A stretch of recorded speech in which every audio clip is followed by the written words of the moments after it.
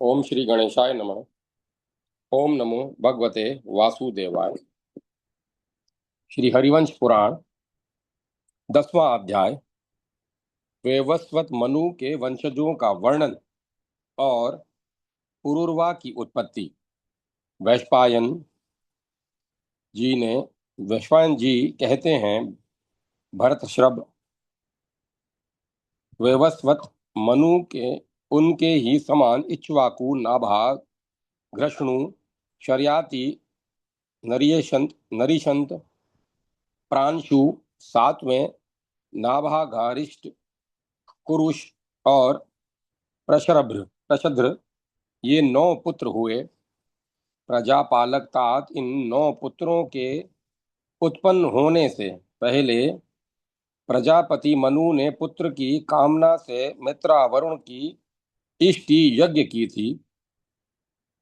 भारत, जब यह इष्टि हो रही थी, उस समय मुनि ने मित्रा वरुण के लिए आहुति दी।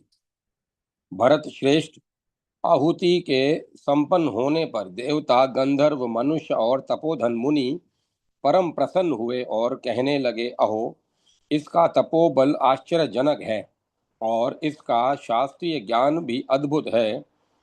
उस यज्ञ के में दिव्य वस्त्रों को धारण किए हुए, दिव्य आभूषणों से विभूषित और दिव्य शरीर वाली इला नामक कन्या उत्पन्न हुई थी।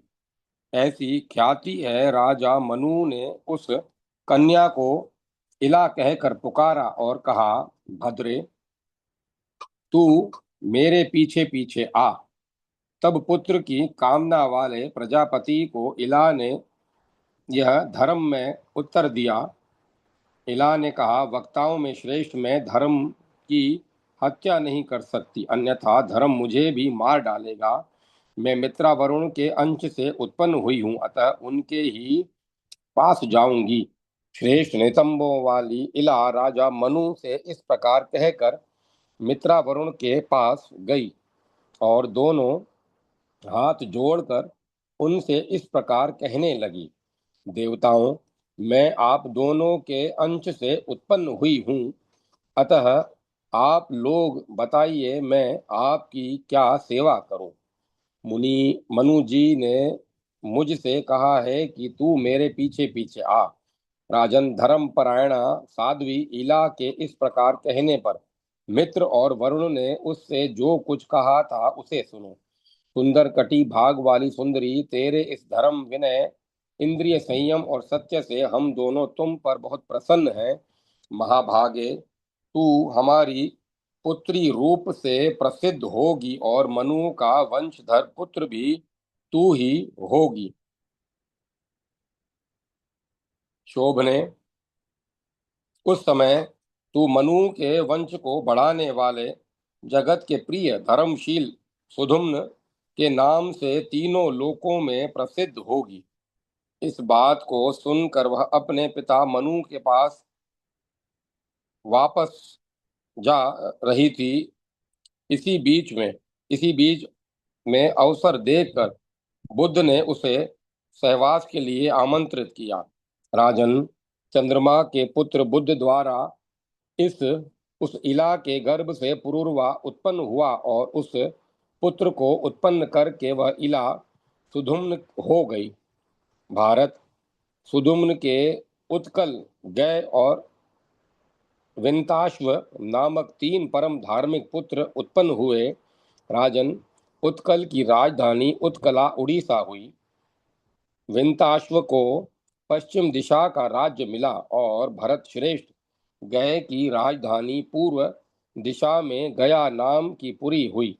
तात शत्रुसूदन मनु के सूर्य में प्रवेश कर जाने पर उनके इक्ष्वाकु आदि 10 पुत्रों ने पृथ्वी को 10 भागों में बांट लिया। मनु के बड़े पुत्र इक्ष्वाकु को मध्य देश का राज्य मिला। यज्ञ स्तंभों से अलंकृत एवं वन और उखानों सहित यह सारी पृथ्वी इक्ष्वाकु की हुई है, इक्ष्वाकु की ही है। सुधुम्न कन्या भाव के कारण इस सौभाग्य पूर्ण पद को न पा सके, परंतु कुरुद्वेह वशिष्ठ जी के वचन से महात्मा धर्मराज सुधुम्न को भी प्रतिष्ठानपुर झूसी प्रयाग का राज्य मिल गया था। महायशस्वी सुधुम्न ने राज्य पाने के बाद प्रतिष्ठान में कुछ दिन तक राज्य किया। फिर उन्होंने अपना राज्य पुरुरवा को दे दिया।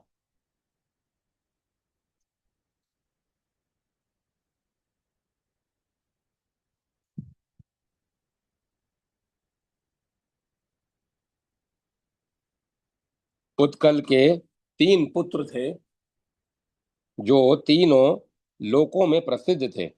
उनके नाम थे धृष्टक, अम्बरीश और दंड। महात्मा दंड ने दंडकारण्य नामक वन का निर्माण किया, जो तपस्वियों के लिए परमोत्तम आश्रम तथा लोक में अत्यंत विख्यात है। उसमें प्रवेश करते ही मनुष्य समस्त पापों से मुक्त हो जाता है। भरतवंशी महाराज सुधुम्न कन्या अवस्था में एल पुरुरवा को और पुरुषावस्था में उत्कल आदि अन्य 3 पुत्रों को उत्पन्न करके स्वर्ग चले गए। ये सुधुम्न स्त्री तथा पुरुष दोनों के ही लक्षणों से संयुक्त हुए थे। इन्होंने इला के रूप में रहने पर गर्भ धारण किया था। फिर ये ही पुरुषत्व प्राप्त होने पर सुधुम्न नाम से प्रसिद्ध हो गए थे। भारत मनु के पंचम पुत्र नरिशंतक के पुत्र शक हुए और मनु के द्वितीय पुत्र नाभाग के पुत्र राजराजेश्वर अम्बरीश हुए। मनु के तृतीय पुत्र धृष्णु के धृष्टक नामक क्षत्रिय हुए। वे रण में ढीठ थे। मनु के 8वें पुत्र कुरुष से कारुष नाम वाले युद्ध ध्रुमद क्षत्रिय हुए। यह हजारों क्षत्रियों का मंडल परम पराक्रमी था। मनु के 7म पुत्र नाभागारिष्ट के क्षत्रिय पुत्र वैश्य हो गए थे। युद्ध में हार जाने के कारण क्षत्रिय होने पर भी इनका नाना अपने को वैश्य कहता था। अतः ऐसी वैश्य पुत्री के पुत्र होने से वे वैश्य कहलाए। इस ग्रंथ के 11वें अध्याय में 9वें श्लोक की टिप्पणी में इसका पूर्ण समाधान है। मनु के 6ठे पुत्र प्रांशु के एक पुत्र हुआ। वह शर्याति नाम से प्रसिद्ध था। मनु के 5म पुत्र नरिशयंत का पुत्र दंडधारी राजा दम हुआ। मनु के 4थे पुत्र शर्याति की 2 संतान उत्पन्न हुई। उनमें एक तो पुत्र था जो आनर्त नाम से प्रसिद्ध हुआ और एक कन्या थी जिसका नाम सुकन्या था। वह चवन ऋषि की पत्नी हुई। आनर्त के रेव नाम का महाकांतिमान पुत्र उत्पन्न हुआ। उसका राज्य आनर्त, जहां आज द्वारका है, आनर्त देश में था और उसकी पूरी राजधानी का नाम कुशस्थली, आज की द्वारकापुरी था। रेव के पुत्र रेवत हुए। इन्हीं का दूसरा नाम कुकुधी था। ये धार्मिक थे। रेव के 100 पुत्रों में से ये सबसे ज्येष्ठ थे। कुशस्थली का राज्य पाने के अनंतर एक दिन ये अपनी कन्या के साथ ब्रह्मलोक में गए। वहां ब्रह्मा जी के समीप गंधर्वों का गीत सुनने लगे। राजन, संगीत सुनते सुनते ये 2 घड़ी वहां ठहरे रहे। इतने ही समय में मानव लोक में अनेक युग बीत गए। तत्पश्चात ये यादवों से घिरी हुई अपनी पुरी में आए। उस समय तक उनकी युवा अवस्था ज्यों की त्यों बनी हुई थी। उस समय उस पुरी में बहुत से दरवाजे बन गए थे और वासुदेव आदि भोज, वृष्णि और अंधकाव वंशी उस रमणीय पुरी की रक्षा कर रहे थे। यादवों ने उसका नाम बदलकर द्वारवती रख दिया था। शत्रुमर्दन इन सब बातों को यथार्थ रीति से जानकर राजा रेवत अपनी रेवती नाम की सुवर्ता कन्या को बलदेव जी के हाथ में देकर स्वयं मेरु पर्वत के शिखर पर चले गए और वहां तपस्या में लग गए। इधर धर्मात्मा बलराम जी भी रेवती के साथ सुखपूर्वक विहार करने लगे। इस प्रकार श्री महाभारत खिल भाग हरिवंश के अंतर्गत हरिवंश पर्व में पुरुरवा की उत्पत्ति का वर्णन विषयक 10वां अध्याय पूरा हुआ। जय माता सरस्वती। जय मां सरस्वती। 11वां अध्याय धुंधुमार की कथा। जन्मेजय ने पूछा, द्विजोतम, बहुत से युगों का समय बीत जाने पर भी रेवती और कुकुंधी रेवत को बुढ़ापा नहीं व्याप्त हुआ। शर्याती के प्रपोत्र रेवत मेरु पर्वत पर चले गए, तब भी उनकी संतान आज तक पृथ्वी पर कैसे वर्तमान है, इस बात को मैं यथार्थ रीति से सुनना चाहता हूँ। वैशंपायन जी ने उत्तर दिया वैशंपायन जी ने उत्तर दिया, निष्पाप भरत श्रेष्ठ, ब्रह्मलोक में मृत्यु, भूख, प्यास और बुढ़ापा नहीं होते और वहां ऋतु चक्र भी अपना प्रभाव नहीं दिखाता। वहां तो सदा एक सी दशा रहती है। तात, जब रेवत कुकुधी ब्रह्मलोक को चले गए, तब यक्षों और राक्षसों ने कुश स्थली को नष्ट भ्रष्ट कर दिया। धर्मात्मा एवं महात्मा रेवत के 100 भाई थे। वे राक्षसों से हारे नहीं, परंतु राक्षसों के बार बार आक्रमण करने के कारण अनेक दिशाओं में भाग गए। राजेंद्र, जब उनके 100 भाई भाग गए, तब उस कुल के अन्य क्षत्रिय भी राक्षसों के भय से भागकर जहां तहां बस गए। राजा प्रजानाथ, उनका बड़ा भारी वंश जहां तहां फैल गया। महाराज, उनके वंश में ही ये धार्मिक क्षत्रिय सब दिशाओं में शार्यत नाम से प्रसिद्ध हैं। भरत श्रेष्ठ, कुरु नंदन, वे सब क्षत्रिय चारों ओर के पर्वतों की कंदराओं में प्रविष्ट हो गए थे। नाभाग और अरिष्ट के पुत्र ये दोनों वैश्य होकर पुनः मात्र जात्य पुत्र सुय पुत्र माता की जाति के होते हैं। इस शास्त्रीय वचन से वैश्य स्त्री से में उत्पन्न होने के कारण ये पुत्र वैश्य कहलाते थे और उस वैश्य स्त्री का पिता भी क्षत्रिय था, परंतु संग्राम में शत्रुओं से हार जाने के कारण अपने को वैश्य कहने लगा था। इस कथा का विस्तृत वर्णन मार्कंडेय पुराण के 116वें अध्याय में है।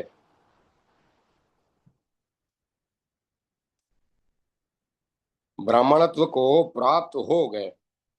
कुरुष के कारुष नामक धुर्मद क्षत्रिय उत्पन्न हुए। हमने सुना है कि मनु के छठे पुत्र प्रांशु के प्रजाति नाम का एक ही पुत्र उत्पन्न हुआ था। जन्मेजय गुरु की गौ को मारने पर गुरु के शाप से प्रसन्न शूद्रत्व को प्राप्त हो गया था। भरत श्रब,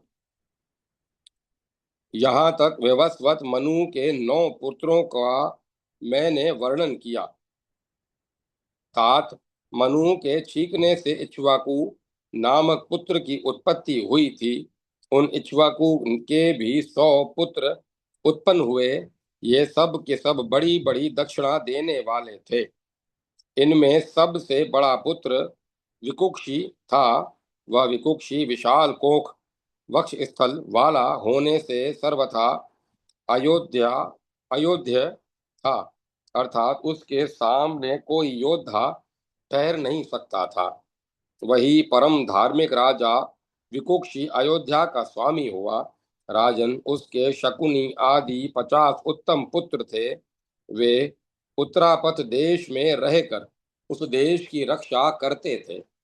जनेश्वर, उसके शशाद आदि 48 पुत्र दक्षिण दिशा में रहकर दक्षिण दिशा की रक्षा करते थे। महाबली इक्ष्वाकु ने अष्ट का श्राद्ध के लिए अपने पुत्र विकुक्षी को आज्ञा दी कि तू मृग नामक कंद विशेष को काट कर श्राद्ध के लिए उसका गूदा ला।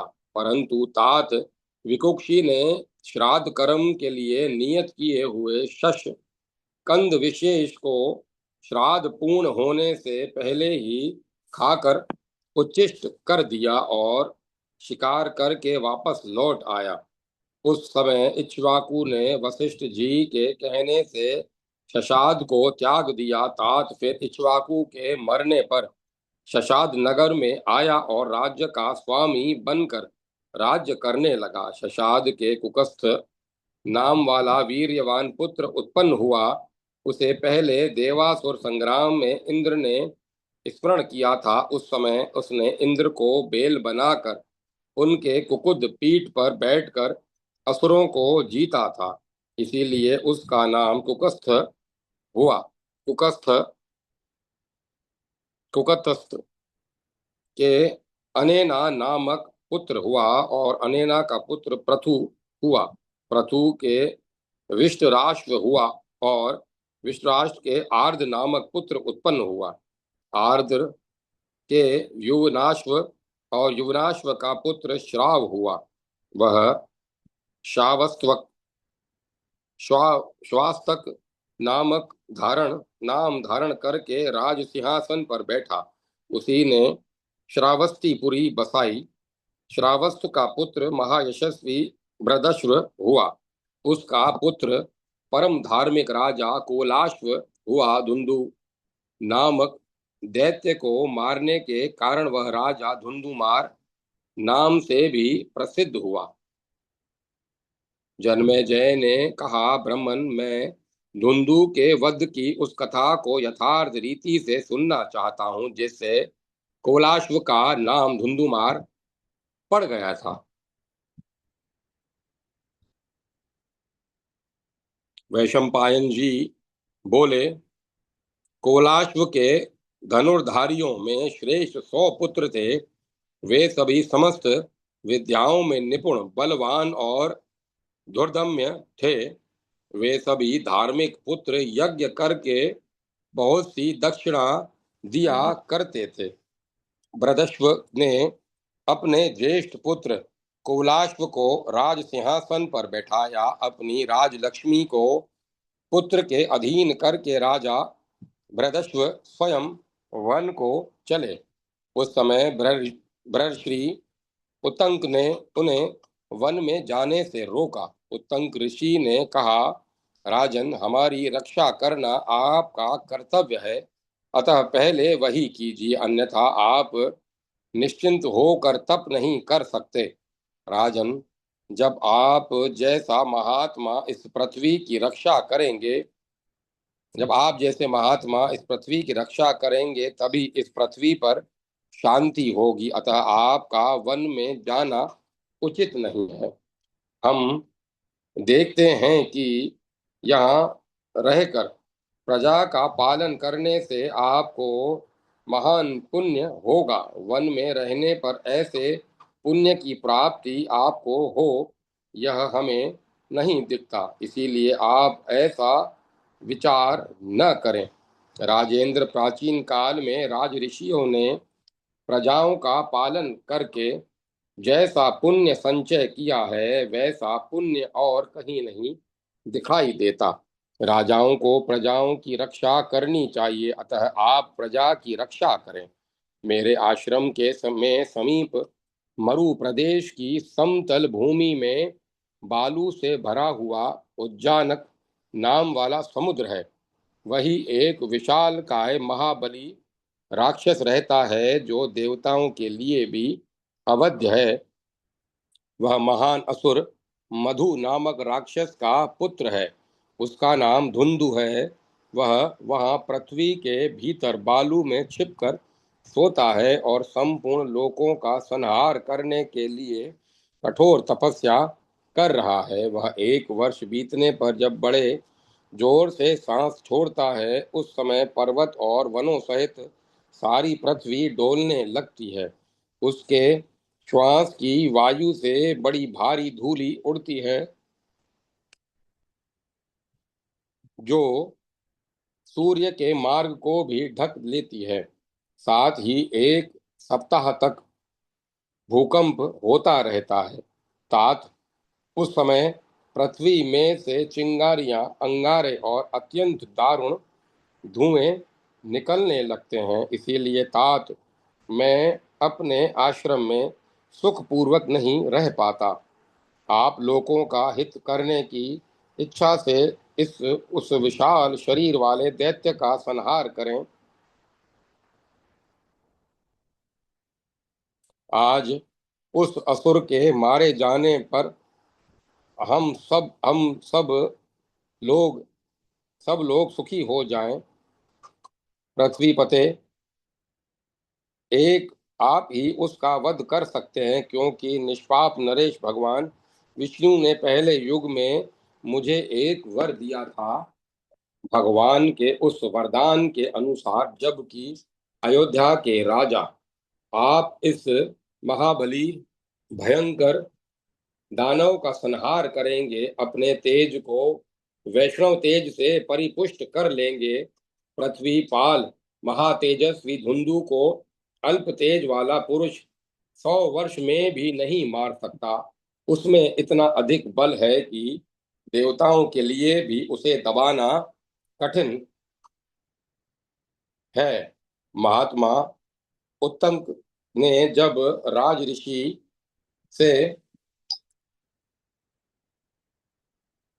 इस प्रकार कहा, तब उन्होंने धुंधु दैत्य को नष्ट करने के लिए अपने पुत्र कुलाश्व को उनकी सेवा में दे दिया। बृहदश्व ने कहा, भगवन, मैंने तो शस्त्र त्याग दिए हैं, किंतु द्विज श्रेष्ठ, यह मेरा पुत्र आपको समर्पित है। यह अवश्य धुंधुमार होगा। यह कहकर प्रशंसनीय व्रत वाले वे राज ऋषि अपने पुत्र को धुंधु का वध करने की आज्ञा देकर स्वयं तप करने के लिए पर्वत पर चले गए। तब राजा कुबलाश्व अपने 100 पुत्रों और उत्तंक को साथ में लेकर धुंधु को दंड देने के लिए चल दिए। उस समय भगवान विष्णु उत्तंक ऋषि की प्रेरणा से लोगों का हित करने के लिए अपने तेज स्वरूप से उस राजा के शरीर में प्रविष्ट हो गए। तब उस दुर्दश राजा के प्रस्थान करने पर आकाश से गंभीर वाणी सुनाई दी कि ये श्रीमान राजा अवध्य है। आप इनके हाथ से धुंधु आज इनके हाथ से धुंधु अवश्य मारा जाएगा। भरत श्रभ भरत ऋषभ तदंतर देवताओं ने अपनी धुंदुबियां बजाकर उनके ऊपर चारों ओर से दिव्य पुष्पों की वर्षा की। विजय पाने वालों में श्रेष्ठ वह वीर्यवान राजा अपने पुत्रों के साथ वहां पहुंचकर अपार रेते से भरे हुए समुद्र को खोदवाने लगे। कौरव्य वे महाबली राजा भगवान नारायण के तेज से पुष्ट होने के कारण और भी अधिक तेजस्वी हो गए। राजन, धरती खोदते हुए कोलाश पुत्रों ने बालू के भीतर छिपे हुए धुंधु का पता लगा लिया। वह पश्चिम दिशा को घेर कर पड़ा था। धुंधु अपने मुख की अग से संपूर्ण लोकों का संहार सा करता हुआ जल का स्तोत्र बहाने लगा।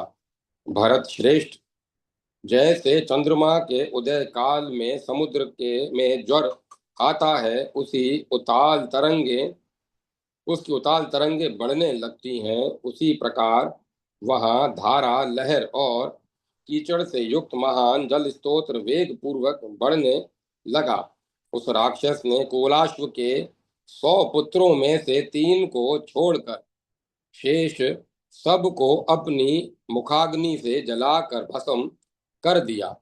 कुरुनंदन तब धुंधु का संहार करने के लिए आए हुए वे महातेजस्वी राजा उस महाबली राक्षस के सामने पहुंचे। फिर उन योगी नरेश ने योग के प्रभाव से उसके जल में वेग को पी लिया तथा जल से अग्नि को शांत कर दिया।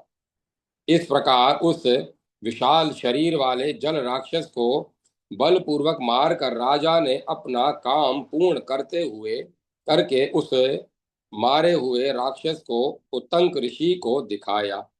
उस समय उत्तंक ने उन महात्मा राजा को वरदान दिया कि आपके पास अक्षय धन रहेगा और शत्रुओं से आप कभी पराजित नहीं होंगे। धर्म पर आपकी श्रद्धा सर्वदा बनी रहेगी तथा आप अनंत काल तक स्वर्ग में रहेंगे। साथ ही राक्षस ने आपके जिन पुत्रों को मार डाला है उन्हें भी स्वर्ग में अक्षय लोक मिलेंगे। उस समय इस प्रकार श्री महाभारत खिल भाग हरिवंश के अंतर्गत हरिवंश पर्व में धुंधु वध विषयक 11वां अध्याय पूरा हुआ। जय माता सरस्वती, जय मां सरस्वती। 12वां अध्याय धुंधुमार के वंश का वर्णन और गालव की उत्पत्ति। वैशंपायन जी कहते हैं, राजन, उन धुंधुमार के 3 पुत्र बच गए थे, जिनमें द्वाश्व सबसे बड़ा था तथा चंद्राश्व और कपिलाश्व 2 छोटे थे। धुंधुमार के धुंधाश्व धृणाश्व के हैरश्व और हैरश्व के निकुंभ नामक पुत्र हुआ, जो सदा क्षत्रिय धर्म में तत्पर रहता था। निकुंभ के संहताश्व नामक पुत्र हुआ, जो युद्ध की कला में निपुण था। राजन, संहताश्व के अक्राश्व और क्रश्वाव नामक 2 पुत्र हुए। उस संहारतश्व की भार्या हिमवान की पुत्री थी, जो तीनों लोकों में ध्वंती के नाम से प्रसिद्ध है। उससे प्रसेनजीत नामक पुत्र उत्पन्न हुआ। वह श्रेष्ठ पुत्रों की जननी थी। प्रसन्नजीत की गौरी नाम वाली भार्या थी। वह पतिव्रता थी। वह पति के शाप देने पर बहुधा नदी हो गई। उसके पुत्र महाराज युवनाश्व थे। युवनाश्व के त्रिलोकी विजयी मानधाता नामक पुत्र हुआ। शशबिंदु की पुत्री बिंदुमती, जिसका दूसरा नाम चित्ररथी था, मानधाता की भार्या थी। वह साध्वी पृथ्वी में अनुपम रूपवती थी। उसके 10,000 भाई थे और वह पतिव्रता उनमें सबसे बड़ी थी। राजन, मानधाता ने उसके गर्भ से धर्मज्ञ कुरुकुत्स्य और धार्मिक मुचुकुंद इन 2 पुत्रों को उत्पन्न किया। कुरुकुत्स्य का पुत्र राजा त्रसदस्यु हुआ। त्रसदस्यु के नर्मदा नाम वाली स्त्री के गर्भ से संभूत नामक पुत्र उत्पन्न हुआ। संभूत का पुत्र सुधनवा नामक राजा था। सुधनवा के त्रिधनवा नामक पुत्र हुआ, जो शत्रुओं का मर्दन करने वाला था। राजा त्रिधनवा के त्यारुण नामक विद्वान पुत्र हुआ। त्यारुण के सत्यव्रत नाम वाला महाबली कुमार हुआ। उसकी बुद्धि बड़ी खोटी थी। वह पर स्त्री हरण द्वारा विवाह के मंत्रों में विघ्न डालने लगा। उसने बालकपन, काम, मोह, हर्ष और चपलता के कारण किसी दूसरे नागरिक की विवाहिता स्त्री को छीन लिया था। इसी प्रकार उसने काम के वश में होकर एक पुरवासी की कन्या को हर लिया था। इस पाप रूपी कील से विरुद्ध होने के कारण राजा शारुण ने क्रोध में उसे बार बार कहा, ओ नीच, भाग जा यहाँ से। पिता के त्याग देने पर उसने बार बार उनसे पूछा, मैं कहाँ जाऊं। तब उसके पिता ने कहा, ओ कुल कलंक, जा तू श्राप श्रापाकों को श्रापक चांडालों की एक जाति का नाम है, श्रापकों के साथ रहे। मैं तुझ जैसे पुत्र से पुत्रवान बनना नहीं चाहता। पिता के इस प्रकार कहने पर वह उनके कथनानुसार नगर से बाहर निकल गया। उस समय भगवान वशिष्ठ ऋषि ने भी उसके पिता को इस प्रकार कहने से नहीं रोका। तात धीर सत्यव्रत पिता के त्याग देने पर चांडालों की बस्ती में रहने लगा और उसके पिता शारुण विरक्त होकर वन को चले गए। राजेंद्र, उस समय उस देश में उस कन्या हरण रूप अधर्म के कारण इंद्र ने 12 वर्षों तक वर्षा नहीं की। उस समय महातपस्वी विश्वामित्र भी सत्यव्रत के उस देश में अपनी स्त्री को न्यास धरोहर के रूप में रखकर समुद्र के तट पर भयंकर तप कर रहे थे। विश्वामित्र की स्त्री अपने शेष कुटुंब के पालन के लिए अपने मध्यम पुत्र के गले में रस्सी बांधकर उसको 100 गौओं के मूल्य पर बेचने के लिए लेकर घूमने लगी। भारत, धर्मात्मा राजकुमार सत्यव्रत ने उस महर्षि पुत्र को गले में बंधा तथा भिक्षा देकर छुड़ा लिया।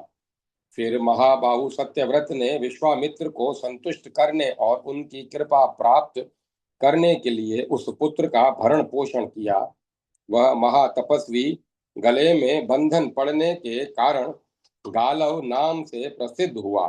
तात इस प्रकार उस वीर ने कुशिक वंशी महर्षि गालव को इस आपत्ति से मुक्त किया था।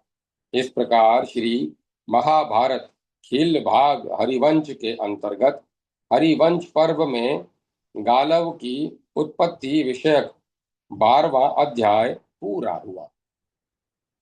जय माता सरस्वती। जय मां सरस्वती। 13वां अध्याय त्रिशंकु के चरित्र का वर्णन तथा उनके वंश में हरिश्चंद्र आदि का उत्पन्न होना। वैशंपायन जी कहते हैं, राजन, विश्वामित्र जी के प्रति श्रद्धा भक्ति, उनके असहाय कुटुंब के प्रति दया भाव तथा अपनी की हुई प्रतिज्ञा से प्रेरित हो सत्यव्रत विनय पूर्वक विश्वामित्र जी की स्त्री का पालन करने लगा। वह ढूंढने से मिलने वाले कंद विशेष 12 बराही कंद तथा महिष कंद आदि जंगली कंद मूलों को काटकर उनका गूदा विश्वामित्र के आश्रम के पास के वृक्षों में बांध देता था। पिता के वन चले जाने पर 12 वर्षों के लिए वह चुपचाप किसी को विदित न हो इस प्रकार व्रत करने लगा। इधर पुरोहिताई और यजमानी के संबंध के कारण मुनि वशिष्ठ अयोध्या की राज्य की और रनिवास की रक्षा करने लगे।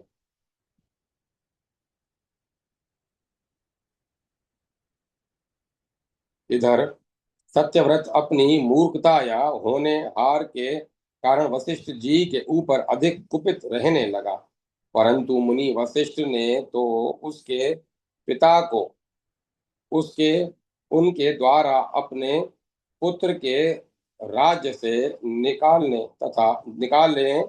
निकाले जाते समय विशेष कारणवश ही नहीं रोका था। पाणी ग्रहण अर्थात विवाह के मंत्र सप्तपदी सप्तपदी के पूर्ण होने पर पूर्ण हुए माने जाते हैं। इसके पहले स्त्री में कान्यात्व ही रहता है। अतः वशिष्ठ जी सत्यव्रत के 12 वर्षों तक कन्या हरण का प्रायश्चित कराना चाहते थे, परंतु वशिष्ठ जी के इस गूढ़ आश्रय को सत्यव्रत समझ न सका। वशिष्ठ जी धर्म को जानते हैं तब भी मेरी रक्षा नहीं करते। भारत यह विचार कर सत्यव्रत अपने मन में उन पर कुपित रहने लगा। भगवान वशिष्ठ जी ने तो गुण बुद्धि से ऐसा किया था, परंतु सत्यव्रत उनके इस गुप्त अभिप्राय को समझ न सका। उसके महात्मा पिता को सत्यव्रत के ऊपर जो असंतोष उत्पन्न हुआ था हो गया। इस कारण इंद्र ने उसके राज्य में 12 वर्षों तक वर्षा नहीं की। तात यदि सत्यव्रत भूतल पर कठिनता से पूर्ण होने वाली इस दीक्षा को पूर्ण कर लेगा तो उसके कुल का उद्धार हो जाएगा। यह विचार कर भगवान वशिष्ठ ने उसके पिता द्वारा त्यागे गए सत्यव्रत को नहीं रोका था। उनका विचार था कि प्रायश्चित के अनंतर उसके पुत्र को ही मैं राज्य पर अभिषिक्त कर दूंगा। राजन, बलवान सत्यव्रत ने भी चुपचाप दीक्षा लेकर 12 वर्ष तक इस महाव्रत को धारण किया। एक समय कंदमूल के गूदे के न रहने पर उस राजकुमार की दृष्टि सब कामनाओं को पूर्ण करने वाली महात्मा वशिष्ठ की दुधार गौ के ऊपर पड़ी। जन्मेजय राजकुमार सत्यव्रत ने उस गौ को क्रोध, मोह और काम के कारण तथा भूख से पीड़ा पाने के कारण 10 अनिष्ट धर्मों अवस्थाओं को, वे 10 धर्म या अवस्थाएं इस प्रकार हैं: मातः प्रमत इत्यादि, अर्थात मद, प्रमाद, उन्माद, श्रम, क्रोध, भूख, उतावली, भय, लोभ और काम, इन 10 दशाओं में पड़े हुए मनुष्य पाप कर बैठते हैं। 10 अनिष्ट धर्मों को प्राप्त होने की दशा में मार डाला। उस मांस को उसने विश्वामित्र के पुत्रों को खिलाया और अपने आप भी खाया। यह सुनकर वशिष्ठ जी भी क्रोध से भर गए और क्रोध से भरे हुए वशिष्ठ जी ने राजा के पुत्र से यह बात कही।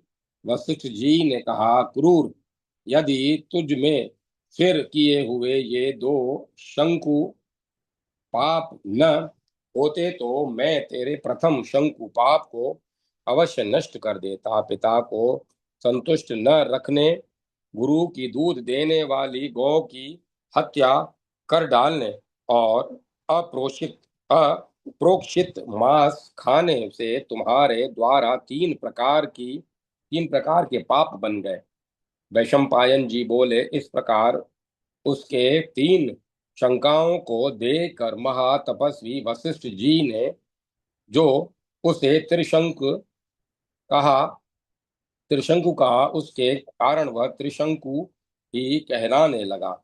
जब विश्वामित्र जी लौटे तब अपनी स्त्री आदि का भरण पोषण करने के कारण प्रसन्न होकर त्रिशंकु को वर देने लगे।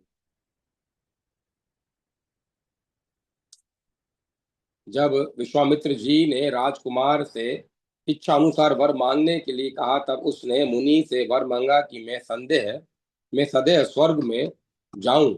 विश्वामित्र के प्रसाद मात्र से 12 वर्ष की अनावृष्टि का भय दूर हो जाने पर विश्वामित्र मुनि अपने तप से उसके पापों को भस्म करके उसका पिता के राज्य पर अभिषेक कर उसका यज्ञ कराने लगे। तदंतर तप की शक्ति से संपन्न कौशिक गोत्री विश्वामित्र वशिष्ठ और देवताओं के देखते देखते ही त्रिशंकु की सशरीर स्वर्ग में भेज दिया। त्रिशंकु के केकय वंश में उत्पन्न हुए एक सत्यरथा नाम की भार्या थी। उसने हरिश्चंद्र नाम वाले निष्पाप पुत्र को उत्पन्न किया। वे राजा हरिश्चंद्र त्रिशंकु नाम से प्रसिद्ध थे। उन्होंने राज्य से यज्ञ किया था, अतएव वे सम्राट कहलाए थे। हरिश्चंद्र के रोहित नाम वाला वीर्यवान पुत्र उत्पन्न हुआ, जिसने अपने राज्य कार्य की सिद्धि के लिए रोहितपुर बसाया था। उस राज ऋषि ने राज्य तथा प्रजा का पालन करने के अनंतर संसार की असारता को जानकर अपना नगर ब्राह्मणों को दे दिया था। रोहित का पुत्र हरित और हरित का पुत्र चंचू हुआ। यह प्रसिद्ध है। चंचू के विजय और सुदेव नाम वाले दो पुत्र हुए। उस विजय ने संपूर्ण क्षत्रियों को जीत लिया था, इसीलिए वह विजय कहलाता था। उसके राज्य कार्य, धर्म कार्य और आर्थिक विषयों में चतुर रूरुक नाम वाला पुत्र हुआ। रूरुक का पुत्र वृक हुआ और वृक के बाहु नाम वाला पुत्र उत्पन्न हुआ।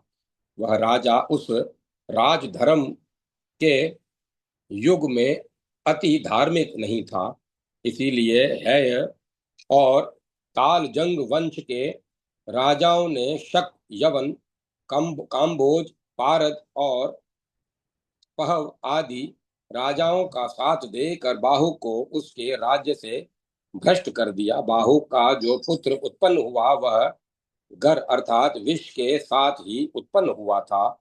इससे वह सगर कहलाने लगा। उसकी माता के औरव के आश्रम में आने पर भृगुवंशी औरव ने उसकी रक्षा की थी। सगर ने भृगुवंशी औरव से आग्नेय अस्त्र को सीख कर ताल जंग और है राजाओं को मारकर पृथ्वी को जीत लिया। कुरुश्रेष्ठ धर्म को जानने वाले पूर्ण शक्ति संपन्न सगर ने शक, पहल और पारद क्षत्रियों को धर्म भ्रष्ट कर दिया था। इस प्रकार श्री महाभारत खिल भाग हरिवंश के अंतर्गत हरिवंश पर्व में त्रिशंकु के चरित्र का वर्णन विषयक 13वां अध्याय पूरा हुआ। जय माता सरस्वती, जय मां सरस्वती। 14वां अध्याय सगर की उत्पत्ति और चरित्र तथा सगर पुत्रों के उद्योग से समुद्र का सागर होना। जन्मेजय ने कहा, तपोधन वे राजा सगर विष के साथ क्यों उत्पन्न हुए थे? विष के साथ रहते हुए भी मरे क्यों नहीं? और मर्यादा से च्युत न होने वाले उन नरेश ने क्रोध से में भरकर महाबली शक आदि क्षत्रियों के कुलोचित धर्म को क्यों नष्ट कर दिया था? इसका आप मुझसे विस्तार पूर्वक वर्णन कीजिए। शैम्पायन जी वैशंपायन जी बोले, राजन, राजा बाहु शिकार और जुए आदि व्यसनों में ही पड़ा रहता था। तात इस अवसर से लाभ उठाकर बाहु के राज्य को है ताल जंग तथा शकों ने छीन लिया। यवन, पारद, काम्बोज, खस और पलव इन 5 गणों ने ही है राजाओं के लिए पराक्रम किया था। राज्य के छिन जाने पर राजा बाहु वन को चला गया और उसकी पत्नी भी उसके पीछे पीछे गई। उसने उसके बाद उस राजा ने दुखी होकर वन में ही अपने प्राणों को त्याग दिया। उसकी पत्नी यदुप वंश की कन्या थी, वह गर्भवती थी। तब ही बाहु के पीछे पीछे वन में गई थी। उसकी सौत ने उसे पहले ही विष दे दिया था। तात जब वह स्वामी की चिता बनाकर उस पर चढ़ने लगी, उसी समय वन में विराजमान भृगुवंशी औरव ऋषि ने दया के कारण उसे रोका। तब उसने उनके आश्रम में ही विष सहित गर्भ को, जो आगे चलकर सगर नामक महाबाहु राजा के रूप में प्रसिद्ध हुआ।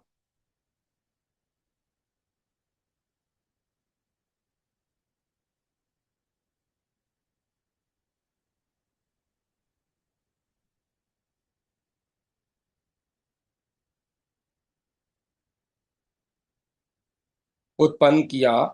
राजा सगर कभी धर्म से च्युत नहीं हुए थे। औरव ने महामना सगर के जात कर्म आदि संस्कार कराकर उन्हें वेद और शास्त्र पढ़ाए, फिर अस्त्र विद्या सिखाई।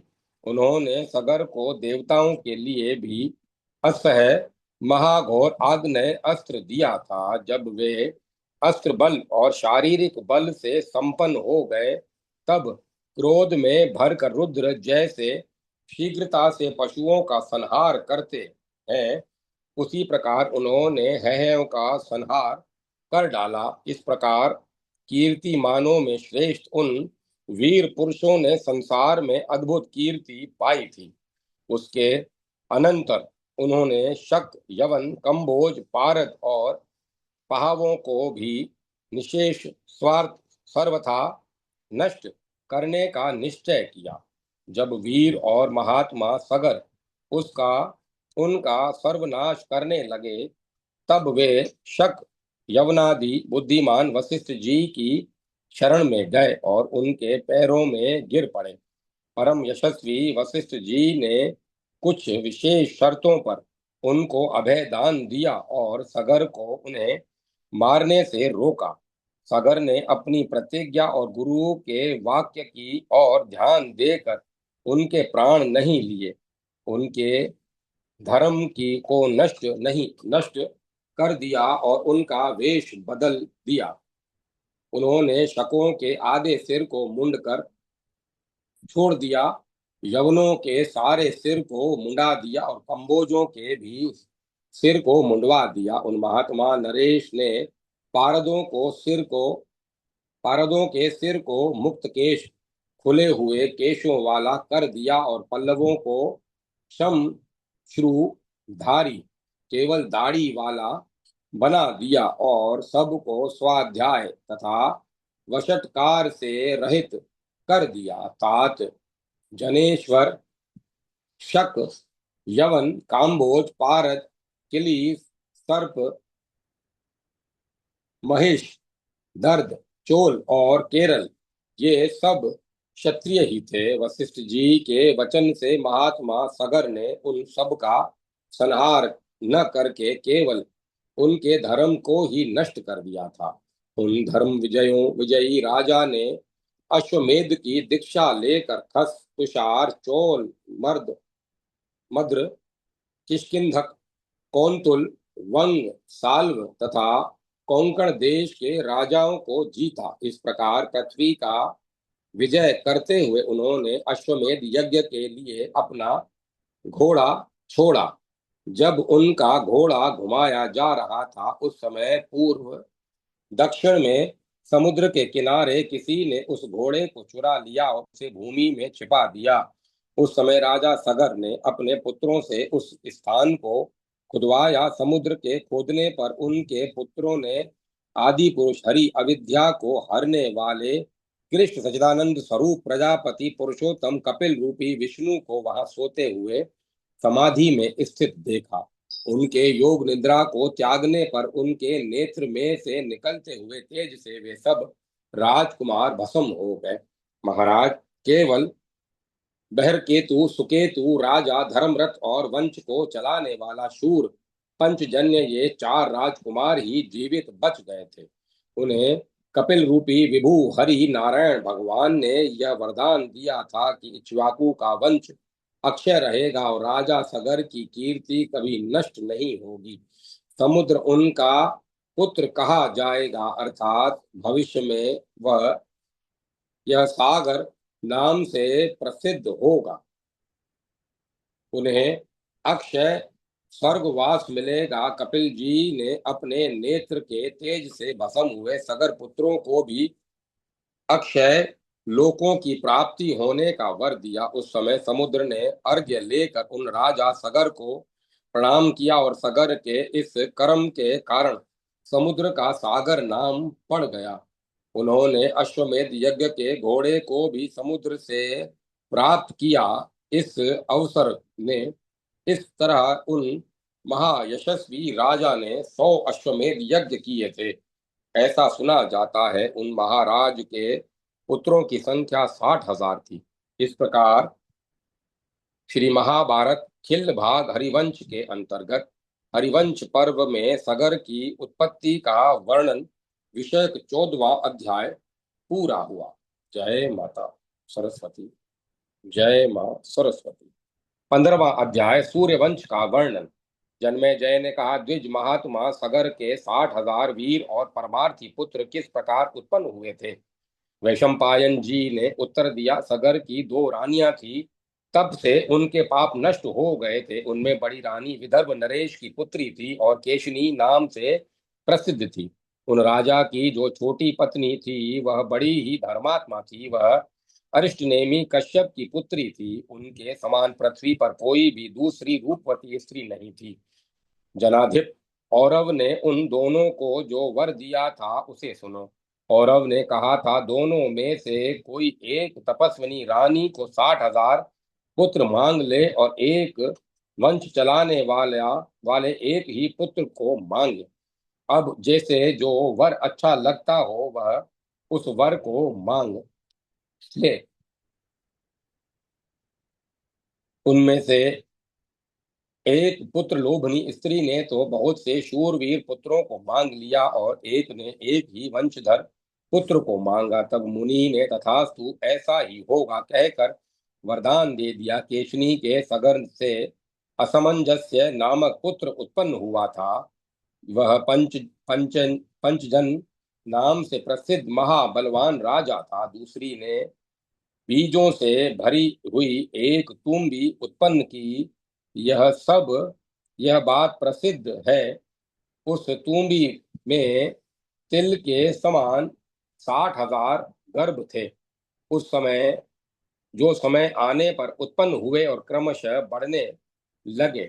पिता ने उन गर्भों को घृत से भरे हुए घड़ों में डाल दिया और उनका पोषण करने के लिए एक एक घड़े पर एक एक करके उतनी ही दाइयों को नियुक्त कर दिया। 10 महीने बीतने पर सगर की प्रीति को बढ़ाने वाले बहुत से बच्चे सुखपूर्वक समय अनुसार उत्पन्न होने लगे। राजन, इस प्रकार सगर के 60,000 पुत्र उत्पन्न हुए थे और पृथ्वी पते वे तुम भी बीजों की तरह तुम भी लोकी के मध्य में रखे हुए गर्भों से उत्पन्न हुए थे। भगवान नारायण कपिल देव के तेज से प्रविष्ट हुए। राजकुमारों में से एक पंचजन्य असमंजस्य नामक राजपुत्र ही राजा हो पाया। पंचजन्य असमंजस का पुत्र वीरवान अंशुमन हुआ। उसका पुत्र दिलीप हुआ जो खटवांग नाम से भी प्रसिद्ध है। अनग उसने मुहूर्त भर का 48 मिनट का जीवन पाकर स्वर्ग से इस मृत्यु लोक में आकर सूक्ष्म बुद्धि से तथा सत्य ब्रह्म भाव से दोनों द्वारा तीनों लोकों को तत्वतः जान लिया था। दिलीप के पुत्र महाराज भगीरथ हुए। उन प्रभु ने नदियों में श्रेष्ठ गंगा जी को स्वर्ग से भूमि पर उतारा था। इंद्र के तुल्य पराक्रमी उन यशस्वी महापुरुष ने गंगा जी को समुद्र तक पहुंचा दिया और उन्होंने गंगा जी को अपनी पुत्री बनाया। इसीलिए वंश का कीर्तन करने वाले विद्वान गंगा जी को भागीरथ की पुत्री कहते हैं। भागीरथ का पुत्र श्रुत नाम से प्रसिद्ध है।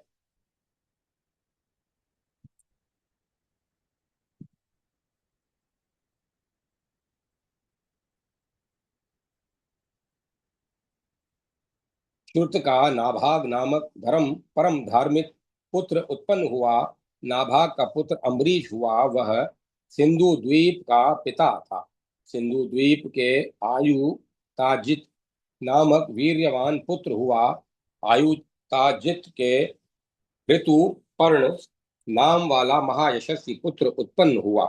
वह दिव्य अक्षय धूत विद्या का रहस्यवेता राजा नल का सखा तथा बड़ा बली था। ऋतु ऋतुपर्ण का पुत्र राजा आर्तुपर्णी हुआ। उसका पुत्र राजा सुदास हुआ जो इंद्र का मित्र था। सुदास के सौदास नाम का पुत्र हुआ जो राजा कलमाशपाद और मित्रसह नाम से भी प्रसिद्ध था। कलमाशपाद के सर्वकर्मा नाम से प्रसिद्ध पुत्र उत्पन्न हुआ और सर्वकर्मा का पुत्र अरण अनरण्य अनरण्य नाम से विख्यात हुआ। नरश्रेष्ठ अनरण्य का पुत्र निग्न हुआ। निग्न के अनमित्र और रघु नामक दो श्रेष्ठ पुत्र उत्पन्न हुए। अनमित्र के दुलिदो दिली दुलिदुह नाम वाला धर्मात्मा और विद्वान पुत्र उत्पन्न हुआ। दुलिदुह के पुत्र दिलीप हुए जो श्री रामचंद्र जी के वृद्ध प्रपितामह थे। दिलीप के रघु नामक महाबाहु पुत्र उत्पन्न हुए। ये रघु अयोध्या के महाबली सम्राट हुए। रघु से अज उत्पन्न हुए। अज से दशरथ हुए तथा दशरथ से धर्मात्मा एवं महायशस्वी श्री रामचंद्र प्रकट हुए। श्री रामचंद्र के कुश नाम से प्रसिद्ध पुत्र उत्पन्न हुआ। कुश के अतिथि नामक पुत्र और अतिथि के पुत्र का नाम निषद था। निषद का पुत्र नल, नल का पुत्र नभ, नभ का पुत्र पुंडरिक, पुंडरिक का पुत्र श्रेम धनवा हुआ। श्रेम धनवा का पुत्र प्रतापी देवानिक हुआ। देवानिक के अहि नगु नामक प्रभावशाली पुत्र उत्पन्न हुआ। अहिनगु का पुत्र राजा सुधनवा हुआ और सुधनवा का पुत्र अनल नामक राजा हुआ। अनल के उकथ नामक धर्मात्मा पुत्र उत्पन्न हुआ और उन महात्मा उकथ के पुत्र का नाम वज्रनाभ हुआ।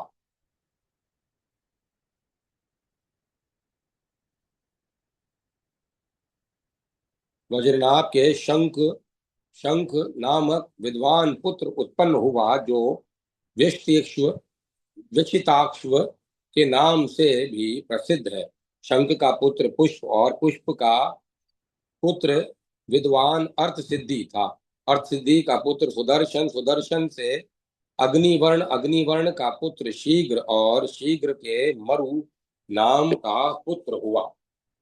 मरु योग का आश्रय लेकर कलाप द्वीप में रहने लगे।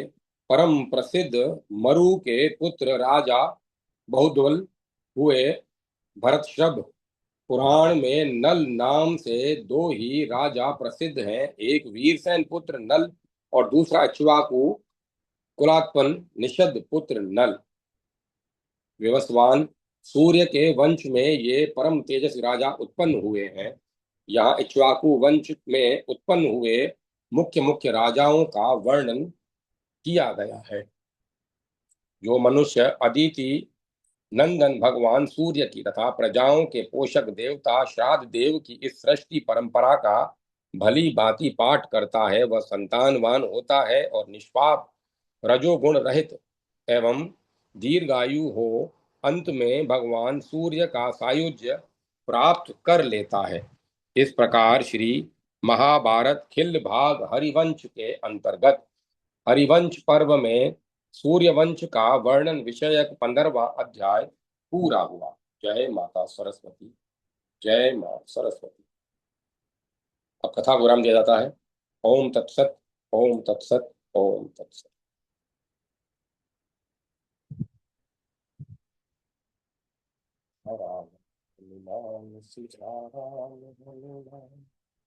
सीता